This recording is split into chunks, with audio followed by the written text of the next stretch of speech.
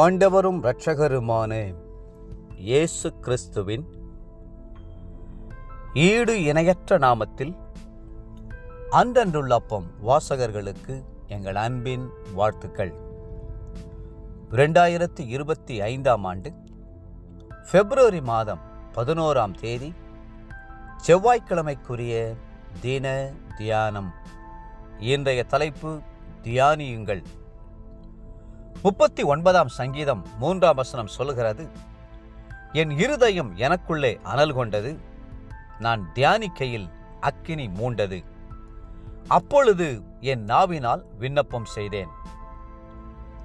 தியான வாழ்வே நம் ஆத்துமாவுக்கு சத்துணவாய் விளங்குகிறது. நம்முடைய சரீரத்தை நலமுடன் காத்துக்கொள்ள நல்ல உணவு அருந்தி பலத்துடன் விளங்குகிறோம்.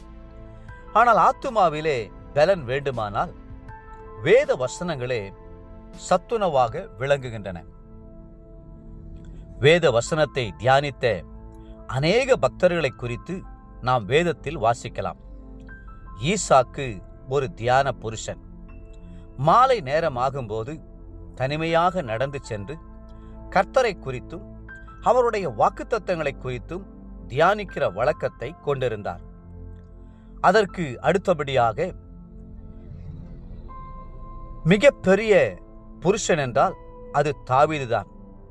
கர்த்தருடைய வேதத்தில் பிரியமாயிருந்து இரவும் பகலும் அவருடைய வேதத்தில் தியானமாயிருக்கிற மனுஷன் பாக்கியவான் என்று அவர் எழுதுகிறார். 1ஆம் சங்கீதம் 2ஆம் வசனம். எல்லா தியானத்திலும் மிக மேன்மையான தியானம் சிலுவையை குறித்த தியானம். சிலுவையிலே தொங்கிய கிறிஸ்துவை குறித்து நாம் தியானம் பண்ணும்போது நம்முடைய மனம் அவர் மேல் ஒருமுகப்படுகிறது. தேவனுடைய அன்பு பெருவெள்ளம் போல் நம்முடைய உள்ளத்தில் ஓடி வருகிறது. அவருடைய இரத்தம் சொட்டு சொட்டாய் நம் உச்சம் தலையிலிருந்து உள்ளங்கால் வரை விழுந்து நம்மை கழுவி சுத்திகரிக்கிறது. ஒரு தேவனுடைய ஊழியக்காரரை கர்த்தர் வல்லமையாய் பயன்படுத்தினார். காரணம், அவர் தம்முடைய ஜெபத்தில் 3 அல்லது 4 நாட்கள் தேவ சமூகத்தில் விழுந்து கிடப்பார், ஊக்கமாய் ஜெபிப்பார். சாதாரணமாக நாம் அரை மணி நேரம் அல்லது 1 மணி நேரம் கருத்தூன்றி ஜெபிக்க முடியும். பிறகு நம்முடைய உள்ளத்தின் சிந்தனைகள் சிதற ஆரம்பிக்கின்றன. பல்வேறு எண்ணங்கள் வந்து ஜெப நேரத்தை பாழாக்குகின்றன. ஆனால் அந்த பக்தன் சொன்னார், நான் முழங்கார் படியிடும் போதெல்லாம் சிலுவையில் தொங்குகிற ஆண்டவரை நோக்கி பார்ப்பேன், முள்முடி சூட்டப்பட்ட அவருடைய தலையை காண்பேன், எல்லா காயங்களையும் ஒவ்வொன்றாக எண்ணி எண்ணி எனக்காக அல்லவா என்று சொல்லி கண்ணீர் சிந்துவேன். தேவனுடைய அன்பு என் உள்ளத்திலே வருகிறது மட்டுமல்ல, ஒரு விண்ணப்பத்தின் ஆவியும் கிருபையின் ஆவியும் என்மேல் ஊற்றப்படும். அப்பொழுது எத்தனையோ மணி நேரங்கள் தொடர்ந்து ஜெபிக்க எனக்கு பலன் தருவார் என்றார். இது எத்தனை உண்மை! கல்வாரி சிலுவையை நோக்கி பாருங்கள். பாவ எண்ணங்களை அழிக்க இயேசுவின் இரத்தத்தை தியானித்து பாருங்கள். அப்பொழுது உங்கள் இருதயம் உங்களுக்குள்ளே அனல் கொள்ளும்.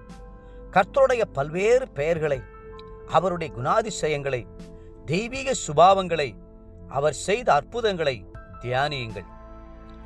கர்த்தரை துதிக்க எந்த நேரமாய் இருந்தாலும் அது ஏற்ற நேரம்தான்.